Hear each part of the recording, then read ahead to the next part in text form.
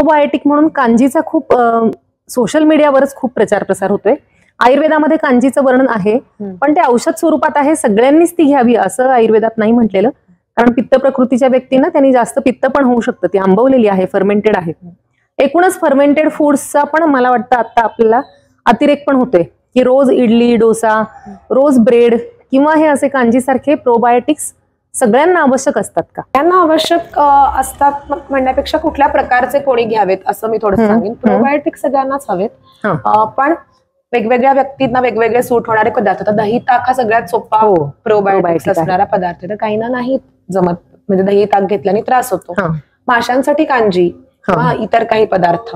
लोणचं काहींना माहिती असं लोणच्यामध्ये प्रोबायोटिक असतात, म्हणून लोक लोणचं इतकं खायला लागलेत. माझ्या माहितीतले काही असे आहेत की आम्ही प्रोबायोटिक साठी लोणचं खातो, पण त्या लोणच्यामध्ये बाकीचे घटक जे आहेत ते हार्मफुल आहेत ह्याचा विचार करत नाही.